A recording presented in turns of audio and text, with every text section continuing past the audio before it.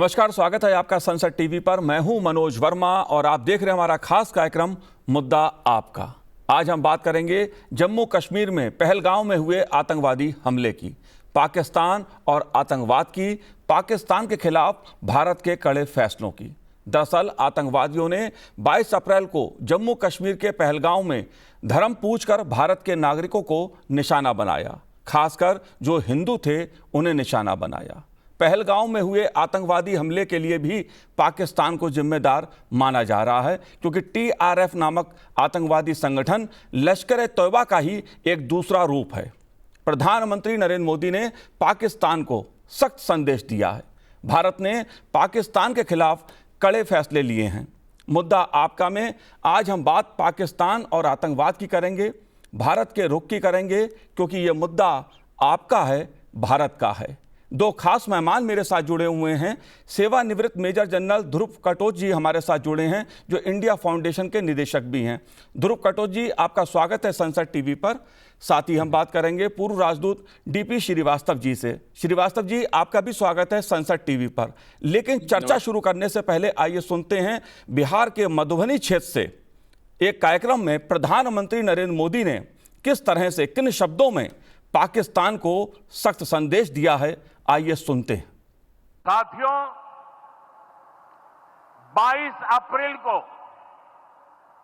जम्मू कश्मीर के पहलगाम में आतंकियों ने मासूम देशवासियों को जिस बेरहमी से मारा है, उससे पूरा देश व्यथित है। कोटि कोटि देशवासी दुखी हैं। सभी पीड़ित परिवारों के इस दुख में पूरा देश उनके साथ खड़ा है। देश के दुश्मनों ने भारत की आत्मा पर हमला करने का दुस्साहस किया है। मैं बहुत स्पष्ट शब्दों में कहना चाहता हूं, जिन्होंने ये हमला किया है, उन आतंकियों को और इस हमले की साजिश रचने वालों को उनकी कल्पना से भी बड़ी सजा मिलेगी। जाहिर सी बात है, आतंकवाद के मुद्दे पर कश्मीर से कन्याकुमारी तक भारत एक है, भारत एकजुट है। भारत का हर दल राजनीति से ऊपर उठकर एकजुट है आतंकवाद के मुद्दे पर। सर्वदलीय बैठक दिल्ली में संसद भवन परिसर में हुई और इस में जो राजनीतिक दल शामिल हुए, सभी ने एक स्वर में देश की सरकार के साथ, भारत सरकार के साथ सुर में सुर मिलाया आतंकवाद के खिलाफ। आइए सुनते हैं संसदीय कार्य मंत्री किरण रिजिजू ने क्या कहा। जो घटना पहलगाम में जो हुआ है, उसके बाद भारत सरकार ने CCS बैठक में क्या कदम उठाया, क्या फैसला लिया, उसका भी जानकारी दिया। और फिर सरकार का आतंकवाद के खिलाफ ज़ीरो टॉलरेंस पॉलिसी के बारे में शुरू में बताया कि एक घटना बहुत दुखद है, उसके वजह से जो देश भर में सब लोग चिंतित हैं, उसको लेते हुए भारत सरकार ने और भी कड़ी कार्रवाई करने का मंशा को भी आज जताया है। फिर पिछले कई सालों से कश्मीर के अंदर में शांति से लोग अपना व्यापार कर रहे थे, टूरिस्ट आ रहे थे, गतिविधियां चल रही थी और सब कुछ बहुत अच्छा हो रहा था। तो ये एक घटना ने माहौल जो ख़राब किया, उसको लेकर के सबने अपना चिंता जताया है। सब पॉलिटिकल पार्टी ने अपने अपने विचार को रखा और एक चीज़ सामने में आया कि देश को एकजुट और एक आवाज़ में खड़ा रह करके बोलना चाहिए और आतंकवाद के खिलाफ में एकजुट हो करके भारत को लड़ाई लड़ना चाहिए, ये सब ने माना है। सर्वदलीय बैठक से आतंकवाद के मुद्दे पर एकजुटता का संदेश सभी दलों ने दिया। जाहिर सी बात है, सरकार आतंकवाद के मुद्दे पर आर पार की तैयारी में है, सिंधु से सीमा तक सख्ती है। आइए समझते हैं उन फैसलों को जो भारत सरकार ने लिए हैं। डीपी श्रीवास्तव जी, मैं शुरुआत आपसे करूंगा। एक बार फिर पाकिस्तानी आतंकवादियों ने हमला किया पहलगांव में, और जिस तरह से लोगों की, निहत्थे लोगों की हत्या की है, धर्म के नाम पर हत्या की है, हिंदू हैं या मुसलमान हैं इसके नाम पर जहर घोलने की कोशिश की है, इस मुद्दे को आप कैसे देखते हैं? ये साहब पाकिस्तान की आइडियोलॉजी का एक प्रतिबिंब है, और ये आइडियोलॉजी नहीं है, आज की नहीं है, ये पाकिस्तान बनने के पहले से चल रही है। ये आइडियोलॉजी नफरत और धर्म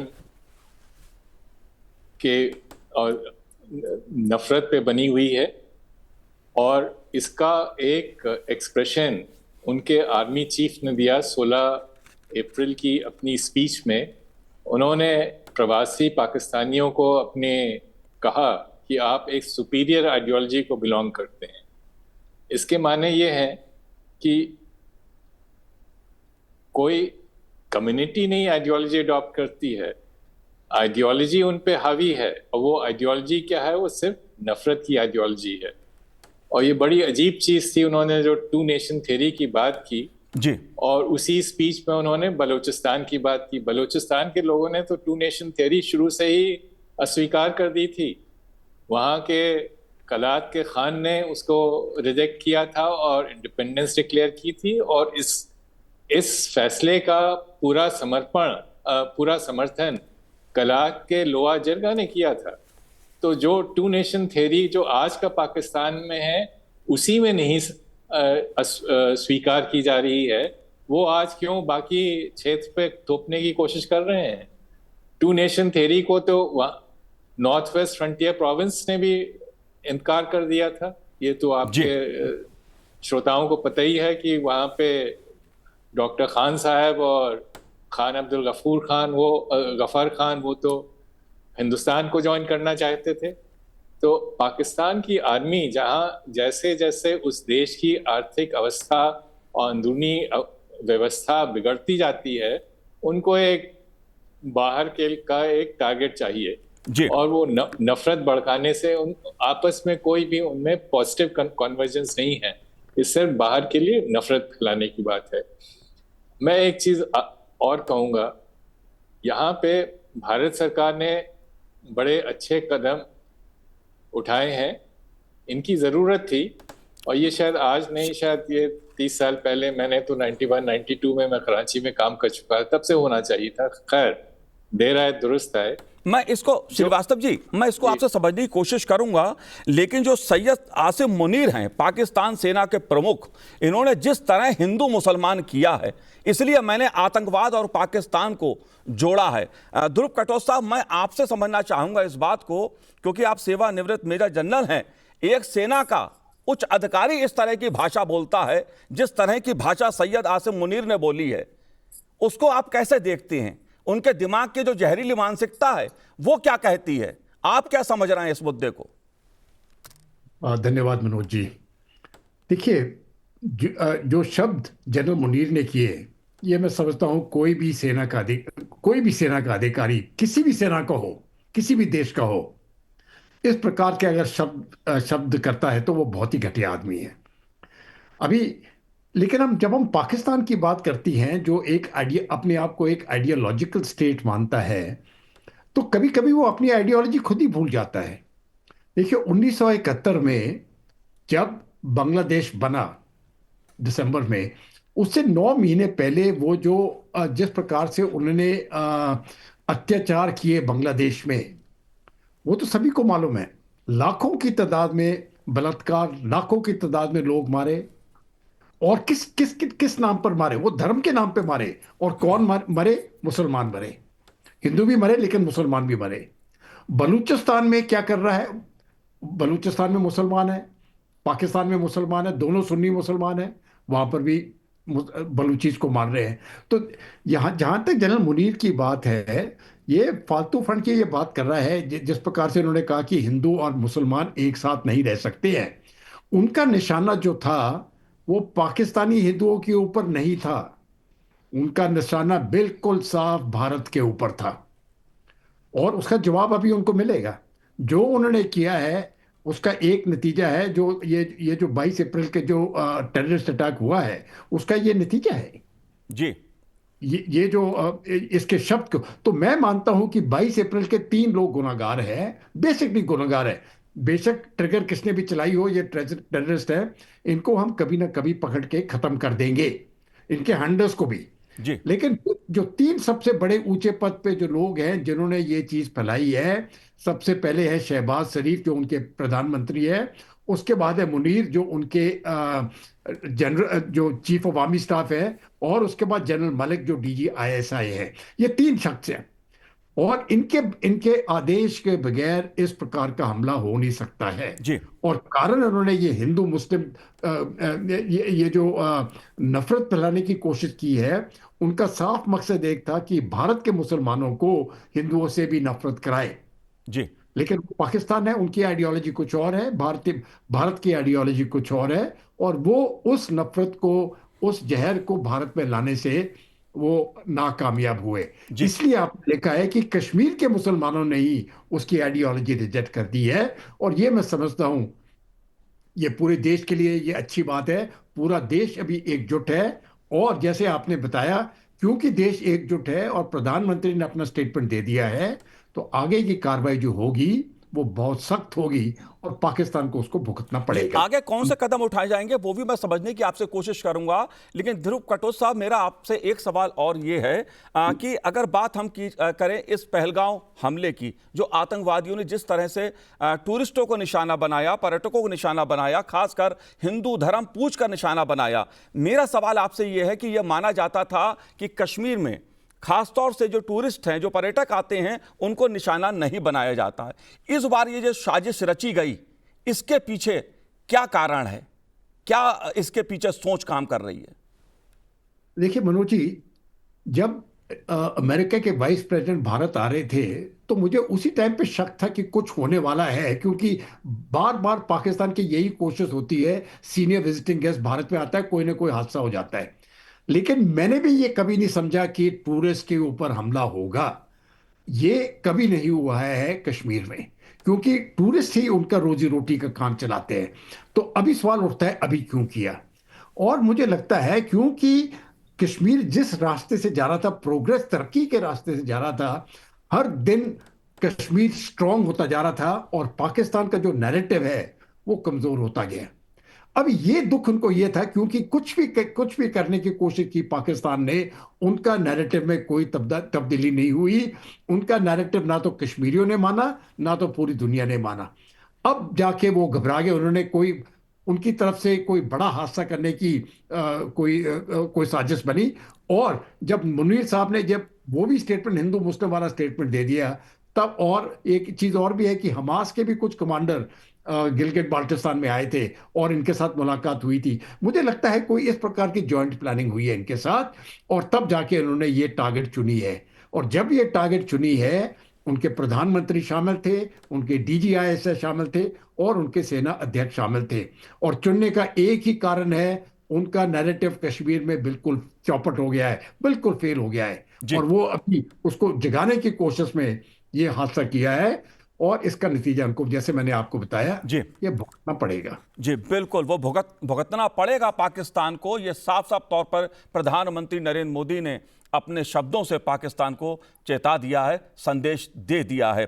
डीपी श्रीवास्तव जी, मैं आपसे समझना चाहूंगा कि भारत सरकार ने जो फैसले लिए हैं, पाकिस्तान पे जिस तरह का प्रहार किया है, खास तौर से सिंधु जल समझौता तत्काल प्रभाव से जो स्थगित किया है, और दूसरे जो फैसले लिए हैं, उसे आप कैसे देखते हैं? इनका क्या असर होगा? किस तरह से पाकिस्तान को ये फैसले प्रभावित करने वाले हैं? साहब, ये फैसला बड़ा सामयिक है जी। लेकिन मेरा एक सुझाव है, जी। बजाय इसके सस्पेंशन के इसका टर्मिनेशन कर देना चाहिए। ये एक अनइक्वल ट्रीटी रही है शुरू से। जी जो विश्व बैंक के दबाव से हिंदुस्तान ने 50वीं के दशक में स्वीकार कर ली। 80% पानी जो लोअर राइपेरियन है, जिसकी पॉपुलेशन 15% थी, उसको मिल गया, और जो अपर राइपेरियन है, जिसकी उसको जिसकी पॉपुलेशन 7 गुना ज्यादा है, उसको सिर्फ 20% पानी मिला। ऐसा उदाहरण तो साहब दुनिया में कहीं होगा नहीं। और वो ये संधि इसीलिए बनाई गई थी कि पाकिस्तान के हितों की रक्षा की जाए, इसीलिए, और इसमें कोई भी एक्सपायरी क्लॉज नहीं रखा गया। आज हमारे लिए बहुत जरूरी है कि हम इस अनइक्वल ट्रीटी को रिजेक्ट करके खत्म करें इस बात को। ये कब तक आप चलाएंगे? और इसका सबसे ज्यादा असर पाकिस्तान में पड़ेगा। आज उस मुल्क में अंदरूनी बड़े तनाव हैं पंजाब और सिंध के बीच में। इंडस वाटर का जो पानी है, उसको हमेशा पंजाब कोशिश करता रहा है डाइवर्ट करने के लिए। सिंध इंटरनली लोअर राइपेरियन है। अब पंजाब ने एक नई स्कीम लाई है कि वो 6 कैनाल बनाएंगे इंडस वाटर को पंजाब का जो रेगिस्तानी इलाका है उसमें डाइवर्ट करने के लिए। उस पे साहब बड़ा वहाँ शोर हो रहा है। पीपीपी ने जो धमकी दी है कि वो सरकार से अपना समर्थन हटा लेंगे। और कौन इस स्कीम को आगे कर रहा है? शहबाज शरीफ साहब, वो पंजाब के हैं। जनरल आसिम मुनीर साहब, वो पंजाब के हैं। उनकी सेना 90% पंजाबी है, उनकी ISI 100% पंजाबी हैं। तो वो आपस में तो वहाँ कोई समझौते की बात नहीं करते। हमसे चाहते हैं कि हम समझौता करें और यूनिलेटरल वन साइडेड समझौते पे ही चलते रहें। उन्होंने तो हमसे जितने समझौते थे सब तोड़ दिए। शिमला समझौता शुरू से ही तोड़ दिया। तो ये बहुत जरूरी है कि हम इस समझौते को इसी अवसर पे से निकल जाएं। जी दूसरी बात देखिए, आप देखिए पिछले 2 दिन में कराची स्टॉक एक्सचेंज में 2000 पॉइंट्स का गिराव आया है। ये उस मुल्क में इस जो तनाव बढ़ा है इसकी वजह से है। तो उनकी आर्थिक स्थिति तो ऐसे ही गंभीर है। और ये जो आप पूछ रहे थे कि इसका क्या कॉन्सिक्वेंसेस होंगे, ये उसका एक एक्सप्रेशन है। और ये समस्या आगे बढ़ती जाएगी और उनमें आपस में बड़े मतभेद जी बिल्कुल है। जो सिंध है और जो छोटे प्रदेश हैं, उनका हमेशा एक्सप्लॉयटेशन किया गया पंजाब ने और आर्मी ने। जी अब वो इसके लिए तैयार नहीं है। इसीलिए बलूचिस्तान में तो वो आर्म्ड स्ट्रगल चल रहा है। North west frontier province Khyber Pakhtunkhwa में पहले भी हो चुका है और अभी भी TTP एक्टिव है। तो इसके कॉन्सिक्वेंसेस पाकिस्तान में उनकी अर्थव्यवस्था पे पड़ेगा। उनके जो इंटरनल जो उनके समीकरण हैं वो भी बदलेंगे। जी बिल्कुल बिल्कुल जाहिर सी बात है श्रीवास्तव जी, पानी भी भारत पिलाए और पाकिस्तान खून खराबा करे, ये दोनों बातें एक साथ अब नहीं चल सकती। और यही संदेश प्रधानमंत्री नरेंद्र मोदी ने पाकिस्तान को दिया है कि मानवता के नाम पर भारत पाकिस्तान को पानी पिलाता है और बदले में पाकिस्तान खून खराबा भारत में करता है, आतंकवादी भेजता है, उनको अस्त्र शस्त्र देता है, हथियार देता है और आतंकवादी खून खराबा करते हैं भारत में। और यही कड़ा संदेश सिंधु जल संधि के समझौते को स्थगित करके भारत ने पूरे पाकिस्तान को दिया है। मैं आपसे समझना चाहूंगा ध्रुव कटोच साहब, कई और भी फैसले भारत सरकार ने लिए हैं। अटारी बॉर्डर चेक पोस्ट बंद कर दिया गया है और पाकिस्तानी नागरिकों को तत्काल भारत छोड़ने को कहा गया है। इन फैसलों को आप कैसे देखते हैं? देखिए, मैं बहुत पहले से कह रहा था कि पाकिस्तान एक दुश्मन देश है। इसमें कोई शक नहीं होना चाहिए किसी को, एक दुश्मन देश है। और मैं तो पहले से ही कहता था, आप इनके साथ क्यों मिलाप रख रहे हो? पाकिस्तान से के साथ कोई मिलाप नहीं होना चाहिए। Sports, academics, actors, films, social, कोई कंटैक्ट नहीं होना चाहिए। और धीरे धीरे ये कम होता गया। लेकिन अब जो फैसला हुआ है, ये बहुत सख्त फैसला लिया गया है, क्योंकि जो बचे कुचे थे, क्योंकि सार्क की तरफ से हम इनको वीजा देते थे और जी जो जरूरतमंद थे उनको वीजा देते थे, अब वो भी बंद हो गया है। अभी 100% बंद है और इनके नागरिक यहाँ पर नहीं आएंगे। और ये मैं समझता हूँ एक बहुत पॉजिटिव स्टेप है। भारत में पाकिस्तान से कुछ लेना देना नहीं है। जो भी लेना है भारत पाकिस्तान को दे सकता है, वहां से हमें कुछ लेना नहीं है। पाकिस्तान के पास कुछ है ही नहीं देने के लिए वैसे भी। तो जो भी वो लोग इधर आते थे, वो आतंकी फैलाने के लिए आते थे या कुछ अपने मतलब के लिए आते थे। भारत को उससे कोई फायदा नहीं हो रहा था। तो ये मैं समझता हूँ ये बहुत अच्छा फैसला लिया गया है। और अतारी में भी जो अतारी बॉर्डर है, अतारी वाघा बॉर्डर, वाघा उनकी तरफ से, अतारी हमारी तरफ से, ये बॉर्डर भी अभी बंद हो गया क्योंकि कोई आने जाने की आवश्यकता नहीं है। ये पाकिस्तान इस जरिए भारत के ऊपर प्रॉब्लम ही खड़े कर रहा था। तो ये बंद हो गया है। भारत ने आप उनसे कोई लेना देना नहीं है। और ये मैं समझता हूँ एक बहुत ही पॉजिटिव स्टेप है।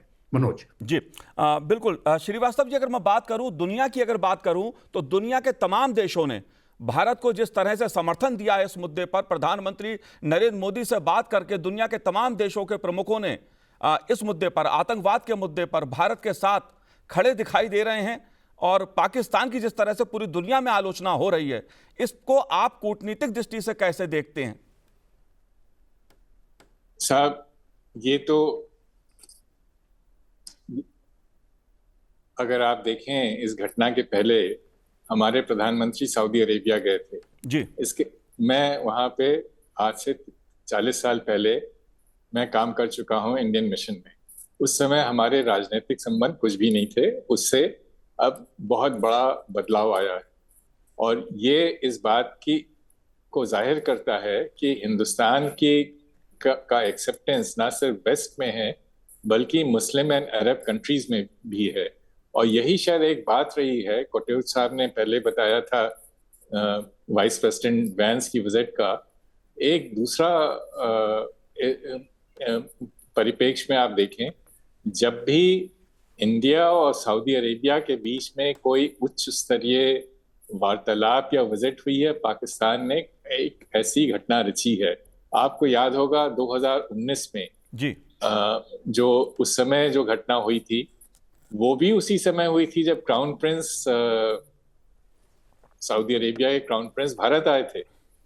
तो ये तो हमेशा इनको नहीं अच्छा लगता कि हम हिंदुस्तान की एक्सेप्टेंस मिडल ईस्ट या अरब कंट्रीज में बढ़े।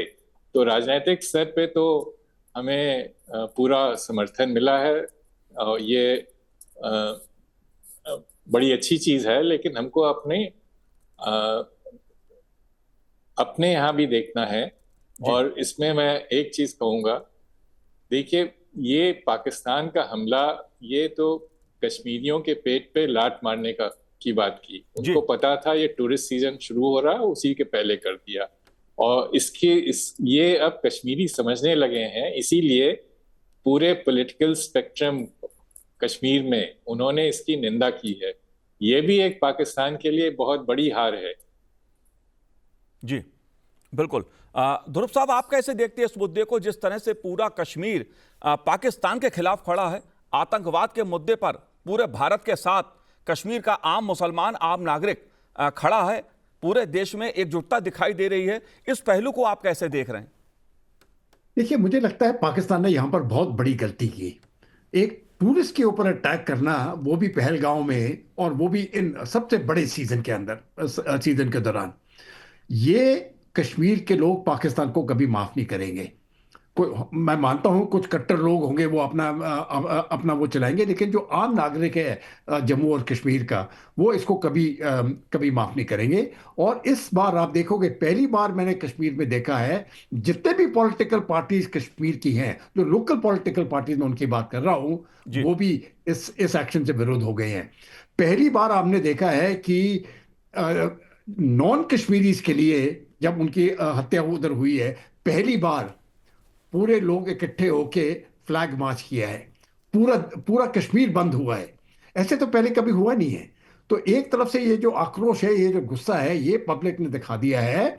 और इससे और दूरी बढ़ जाएगी कश्मीरी लोगों की पाकिस्तान से। लेकिन एक दूसरी चीज अभी मैं आपको बता रहा हूं, एक होने वाली है।